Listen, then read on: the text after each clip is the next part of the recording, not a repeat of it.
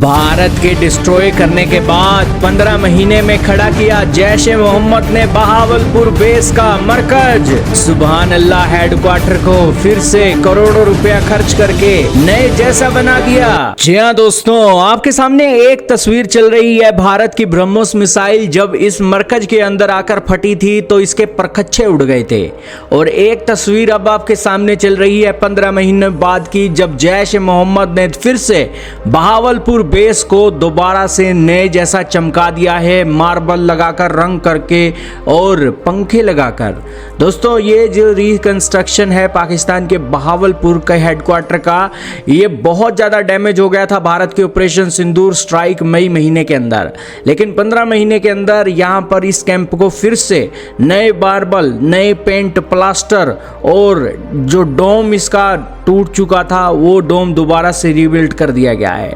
दोस्तों, आज के समय में यहाँ पर करोड़ों रुपया फूका गया है। इंटेलिजेंस इनपुट बताती हैं कि पाकिस्तान की एस्टैब्लिशमेंट ने 25 करोड़ कैश दिया था जैश ए मोहम्मद को इसे रिस्टोर करने के लिए, और 11 करोड़ यहाँ पर अलग से एक स्पेंड किया गया है सेंट्रल हॉल को रीबिल्ड करने के लिए। और यहाँ पर ये जो मेन कॉम्प्लेक्स है जहाँ मदरसा अल सबीर था, वहाँ पर जैश ए मोहम्मद के कमांडर्स रहते थे, वो भी नए जैसा बना दिया गया है।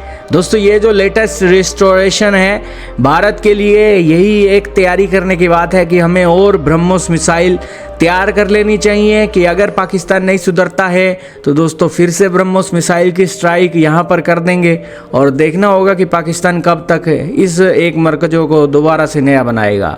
हालांकि ये हाई रेजोल्यूशन सैटेलाइट इमेजरी इसकी पहले भी आई थी जब यहाँ पर एक कंस्ट्रक्शन का काम चल रहा था। ये मरकज सुभान अल्लाह 100 किलोमीटर इंटरनेशनल बॉर्डर के एक लोकेट किया गया है। और जैश ए मोहम्मद फैसिलिटी यहाँ पर रिक्रूट करती थी, ट्रेनिंग देती थी और आतंकियों को खड़ा करने का काम करती थी। ये जो कॉम्प्लेक्स है 18 एकड़ का है और इस कॉम्प्लेक्स के अंदर दोस्तों आतंकवादियों के एक खड़े करने का काम किया जाता था। दोस्तों, बहावलपुर कैंप लंबे समय से जैश ए मोहम्मद की एक्टिविटी के लिए एक इन्वॉल्व माना जाता है।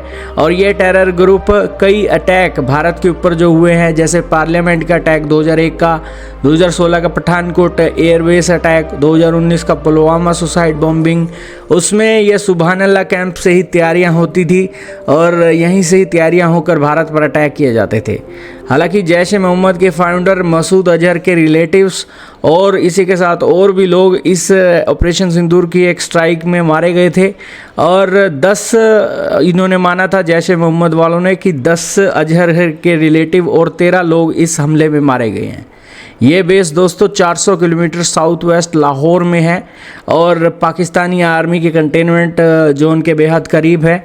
और बेसिकली ये ग्रुप यह भारत के निशाने पर था और बस बेसिकली भारत ने इसके परखच्चे उड़ा दिए थे और 15 महीने लग गए पाकिस्तान के ऑफिशियलों को इसे दोबारा से रीबिल्ड करने के लिए।